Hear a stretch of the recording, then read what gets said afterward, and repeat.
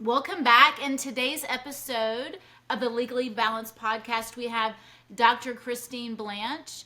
She practices functional medicine, and I'm really excited to have you on as a guest today. Thank you so much for coming. Thanks for having me, Anna. Yeah, and so, um, Kristine, and can I call you Kristine? Absolutely. Okay. So tell us a little bit, what exactly is functional medicine? What does that mean? Sure. I mean, it's a term, some people say integrative medicine, functional medicine. It's basically preventative medicine. It's helping patients kind of look at the big picture of their health, looking at things like nutrition and fitness and supplements and nutritional deficiencies, like kind of looking at the whole picture and helping patients find the recipe for them to be as healthy as possible. So Okay. it's pretty cool. It's very exciting. It's nice to help people get empowered in their health and be healthy. So I love it. Absolutely. Yeah. And we have to talk about this. So, of course, your husband is Todd Blanche. He is the Deputy Attorney General for the U.S. Department of Justice, Yes, correct? that's Okay. correct. Yes. So, and you helped him tremendously with his law firm, starting his firm. And he, of course, represented Donald Trump during some of his criminal proceedings. So tell me how you helped with the law firm. Sure.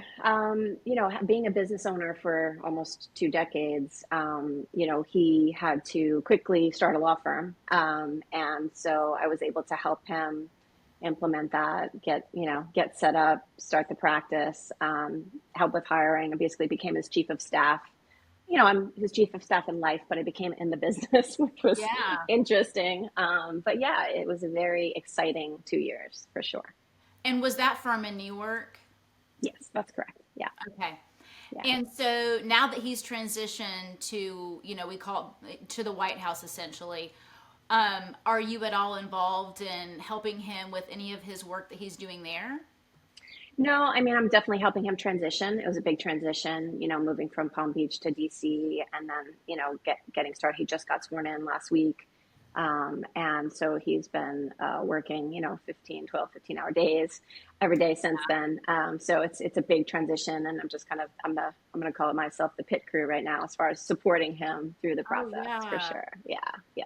Absolutely. Yeah, that's definitely one thing I always tell people, as far as it's great, you have to have support, help. You've got to have helpers just all 100%. around for anybody. Ab- Absolutely. And and what was that like, the swearing in? You got to go in the Oval Office Oh, and it was amazing. Yeah, it was wonderful. Our kids were there. My granddaughter was there.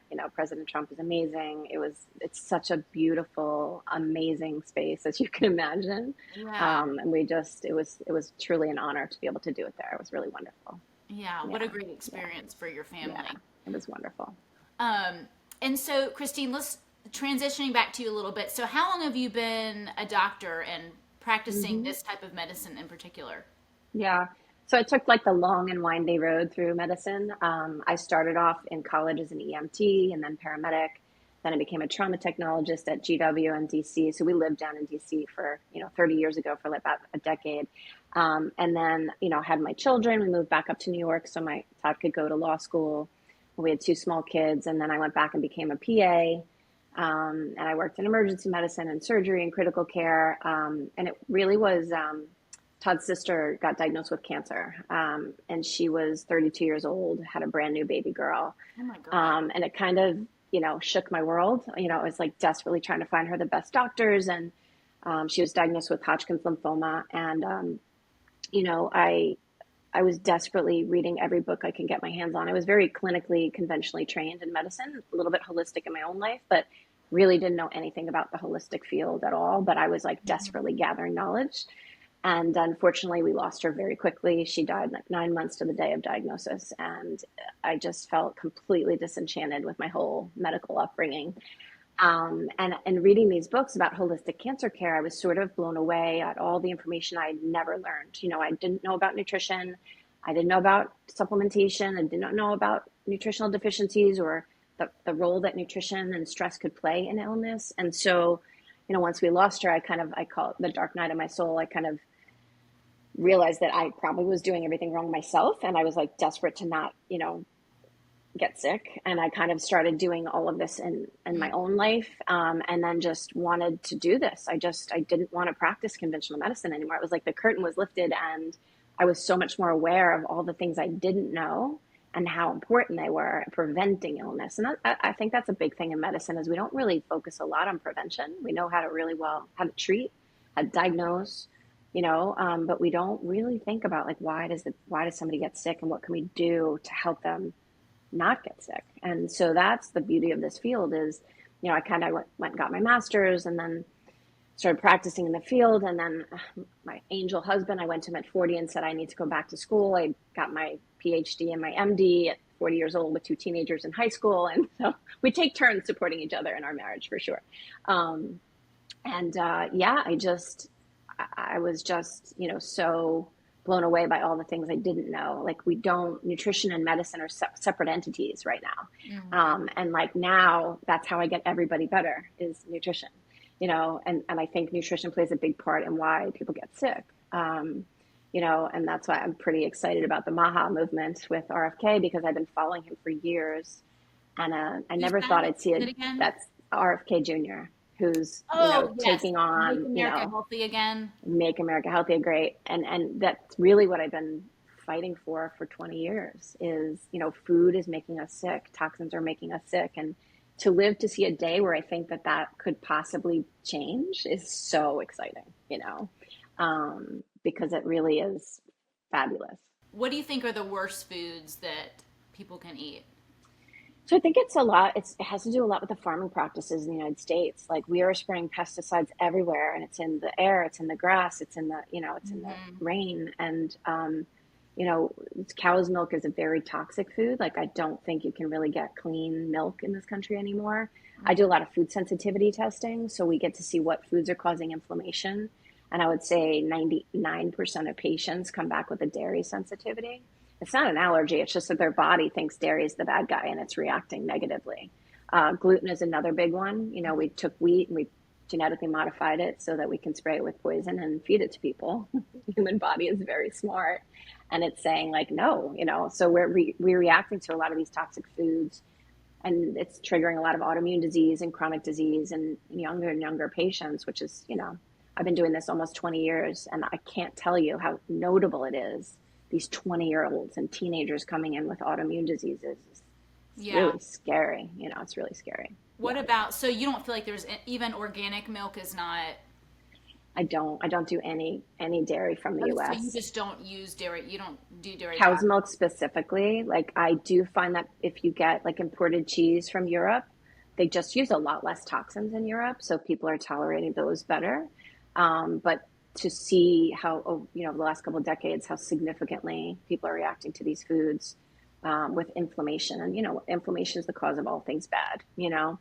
Inflammation is the start of pretty much every disease you could possibly have. So, the food not being clean and it's just confusing the human body, So, nutrition is a big thing. And to see, like, if we can.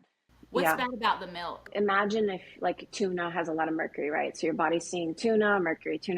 Your immune system is designed to protect you. So it's seeing what is considered a toxin and it's starting to react to these foods. So it's just creating like an inflammatory response to what is coming in that has toxins on it. So that's why we say, try to eat organic as possible, because your body, if you start eating conventional strawberries and the body keeps seeing strawberry pesticide, some people will start to react to strawberries. So food sensitivities are just your body, whatever your body happens to be reacting to, and it's different for every single patient. But the dairies and the glutens are just kind of, and think about how much is in the diet. It's everywhere, right? It's glutens in prescriptions and, it's everywhere. It's in makeup, it's in lipstick. So people are just getting overexposed to those kinds of foods. And then the body's just literally trying to protect us, So the milk, is it the hormones that they're giving cows? Hormones, the hormones are definitely a factor. It's just whatever pulls away from nature. I always feel like Mother Nature is so much smarter than us. So when we try to modify it, it has consequences, side effects and things like that. So it's survival of the fittest. We're all adapting to the environment, but it's, becoming more and more toxic, unfortunately. So I've kind of become an expert in toxins. I worked a lot with 9/11 rescue workers having a practice in New York. And that was just very enlightening for me to see how the human body reacts to that intense exposure of those 9/11 rescue workers and kind of extrapolate out to the everyday person. We're all kind of getting exposed, you know. Oh yeah. My mom's sister died at 41 from melanoma. And this it Yeah. was like very traumatic for me because I was like 13, 14. I think when you have somebody that's really close to you that dies like that, it makes you like I feel like the closer I get to that age, like I'm like almost like I'm not it puts like a clock on you. Of course, yeah. But I'm really paranoid about and it started with a mole on her head, Yeah. but Yeah. totally random. Hmm. And she died within 9 months, and it was like, Yeah. there's nothing you can do. No. Um, so, those kind of things. What do you think about skin cancer? Like, and some people say don't use sunscreen and it can be bad. Yeah, I mean, I think all cancers are a little bit similar in their origin. And, everybody's been blaming sun for all these years, but the skin, the sunscreens have a tremendous amount of toxins. They're becoming more clean as people become more Yeah. aware. There's a lot more I use clean the sunscreens mineral out. lip now. Yep, the mineral ones are great, avoiding some of the toxins that are in there. But, for all those years, we were telling people, like, I mean, I was I was a conventionally trained medical mom who was coating her kids in 50 sunscreen for the beginning of their life. But, you think about how much you're depleting their ability to get vitamin D. And vitamin D is probably the most significant way to prevent all cancers across the board. So it's a little bit of, again, it's like that difference between like not knowing about the nutritional deficits that are created by an action, like putting sunscreen on your kids, 50 sunscreen from head to toe. They need that vitamin D to protect them from the cancer. So it's a little bit about finding the balance, protecting them and then also making sure their nutritional levels are optimized to prevent. Yeah, that's really interesting. Gosh, I know. I feel like we could talk all day about that. It's a really interesting topic, and and I've heard about the make America healthy again. So my family is Greek, so we used to go to Mm-hmm. Greece a lot. We've been spent a lot of time in Europe, and the vegetables taste So much better. like how you think they should taste. Everything's better in Greece. Yeah, yeah, Yeah. it's true. I know Yeah. it's like, but yeah, I mean, like the food you can taste it. Everything here is so bland, Yeah. but that's what we're used to. Even So the yeah, yeah, on that note, like I've had several patients from Greece who come to me as patients with autoimmune disease, and they all go to Greece for the summer. And yeah, I would watch them leave the United States sick, go, and within weeks their autoimmune is all cooled down. The entire time they're in Greece, they're as healthy as could be. And then they come back, and within a few weeks of being in the United States, they're sick again. So like that's just a great example of like the food is cleaner, the life is it is. more peaceful. Like the priorities are different, Yeah, it's in different. Europe. Yes. Yes, it's very different. They are, it's it's harder to get service at a restaurant and like shops and stuff because everybody's like a very different Yeah, it's very laid mentality. back. Yeah. But like, our family's from the village, and those people live to be like 100 because the old people are walking everywhere. Hmm. Um, they all eat, yeah, really good food. I mean, Hmm. even in Athens, they have like these markets where it's like a guy in a little truck and he's selling all of his watermelon. And Yeah. I mean, just yeah, they don't have the commercialized farming like we do here, or even grocery stores like we do. Like Yeah. they have Absolutely. little, And even like the wine is cleaner, right? Like California wines, there's a lot of pesticides in the California wine industry, right? But you don't have that in Greece and Italy and France. yeah, So, and I think also like the perception, the sense of community with family, there's just a much less stressful lifestyle. And yeah. I think that, stress plays a big part in why people get sick also.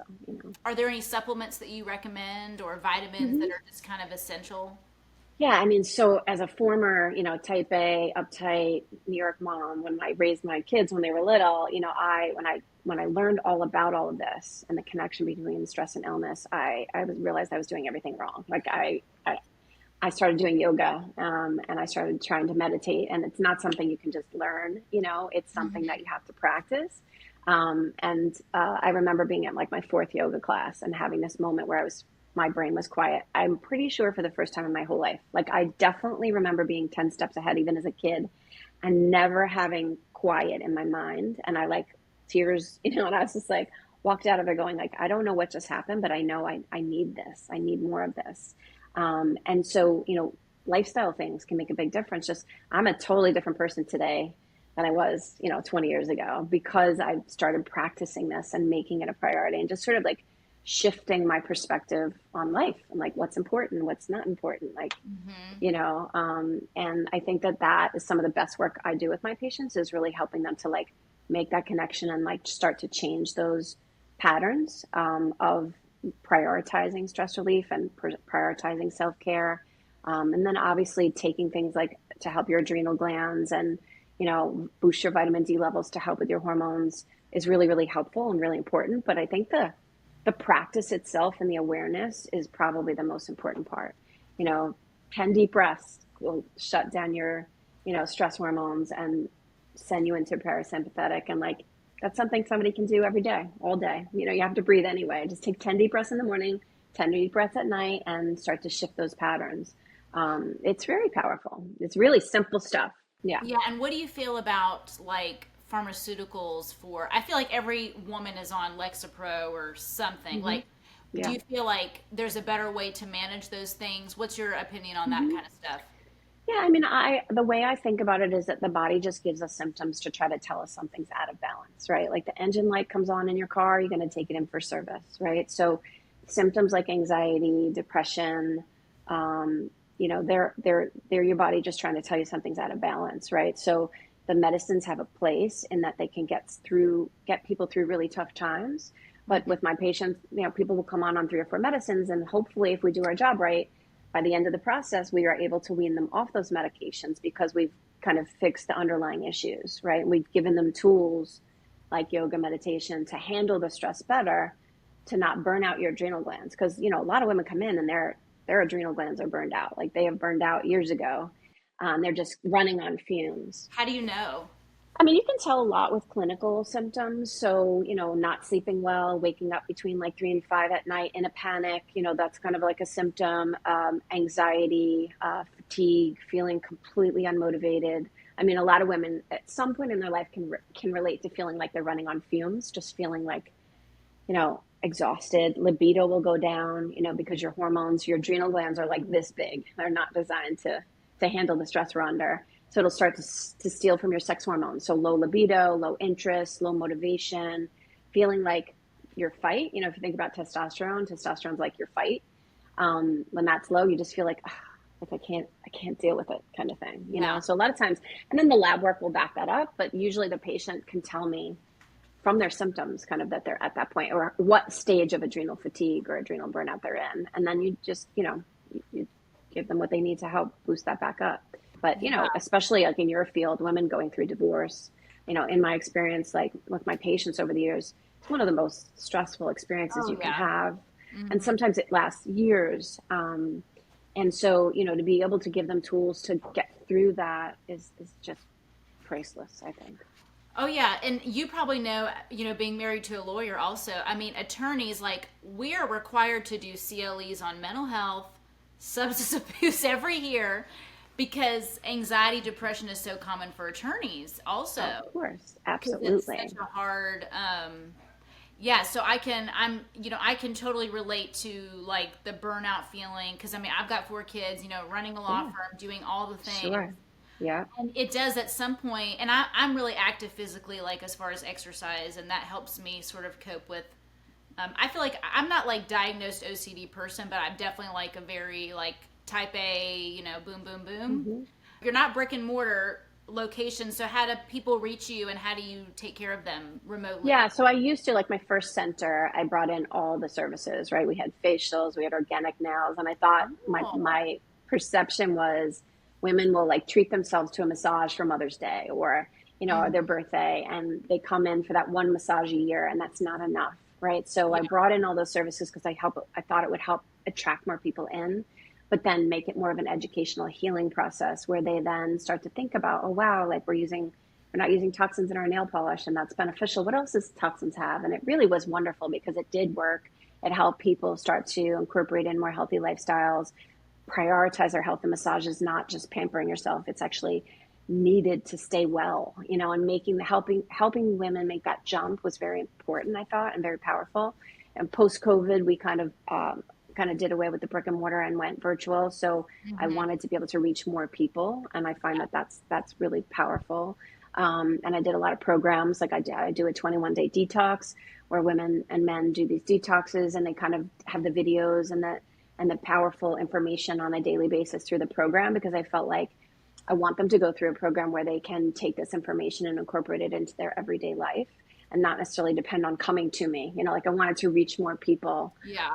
And it works. It's really helpful. People will come to me to see me as a patient, and kind of we do a pretty, I spend an hour on the phone with them, pretty comprehensive questionnaire, extensive lab work, and then we put them on a program. And then I have other people coming and just doing my prevention partnership, wellness warrior workshop, where they go through and they watch the videos and they kind of get all this stuff. So there's different ways to accomplish it, but it really is just about empowering people with information, and then kind of giving them the support to realize like they do control their health, right? The prescriptions are a Band-Aid. They're just going to help with the symptom, but we have to get back in charge of like, I don't heal people anymore. I help them find the tools to heal themselves, and that's a very powerful thing for people to kind of incorporate into their own lifestyle and just, start the journey. We're all on a journey, we're all learning, like nobody's perfect. We're doing the best we can with the information we have. So that's kind of how I approach it. Yeah. And every doctor is different. Yes. Do you feel like this will be hopefully the way the future goes? If there's like insurance has to pay for it, right? That's kind of the hang up that keeps preventing it. Exactly. And to this day, that's been the limiting factor, is that insurance doesn't cover it. They're not going to pay for a doctor. They spend 5 minutes with you. They're not paying for an hour of time. And that's where the beauty happens, is in the story. So I know by the end of the visit what's going on with that patient. And then I use the lab work to prove it and make sure I'm not missing anything. So the labs never lie. They always match the story. But it's the time spent with the patient that really gives you the picture of what's going on. And then also just the energy between that exchange of taking care of somebody. Doctors don't have time for that. Insurance has given them 4 minutes, 5 minutes at max, And they're so concerned about numbers. and there's not enough time to do anything. To do anything but write a prescription, I know, it's terrible. and it's not good for doctors. Doctors don't want to practice that way. That's not why they went into medicine. And the insurance companies have to start to focus on prevention and pay for that. And that will save them money in the long run. That's the irony of it, I'm going to ask you a controversial question. Do you think they have a cure to cancer and they don't release it because this is my personal, I feel like they can cure cancer, but companies make so much money off people being sick. So, medicine is a business, and we all run businesses, right? And at the end of the day, the bottom line is important. And so medicine has to, if you look at socialized medicine in Europe, it's to the government's financial benefit to keep you healthy. That's why there's so much more holistic medicine in Europe, because it costs the government more money if you're sick, right? So they put money into the food and they put money into the prevention to keep you well. That kind of has to flip here, because we only make money when people are sick in the United States. That's true. Like the whole industry is based on the more prescriptions, the more hospitalizations. That's how the business is flipped in a way that is not. It's not about the patient. Do you think they could cure cancer? I mean, I wouldn't be surprised if people have come up with cancer cures over the years that didn't get the funding that they needed to make it happen. It costs a lot of money to get something through the FDA. It costs a lot of money to prove the safety.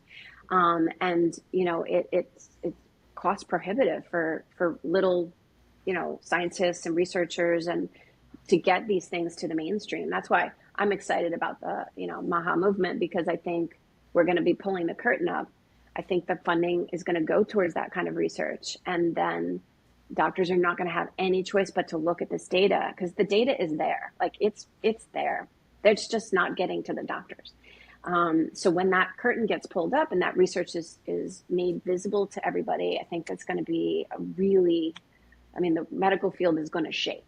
I will tell you that. So. Yeah. I'm really big on like trying to be healthy. I'm not an expert or anything. And so how do patients reach you if they? Yeah, so I have a website, they go on the website. My assistant's wonderful. She screens everybody, makes sure it's a good fit, kind of fits them into what program would be best for them. So that's basically how we do it. Yeah. Well, thank you so much, Kristine. This has been really, really informative, and I would love to have you back on. I know we could talk about this. I could talk about this for hours, honestly. Yeah. Me too. So, yeah. Me So too. thank you Yeah. so much. Oh, my pleasure. It was wonderful to be here. Thank you for having Yeah. me, Anna.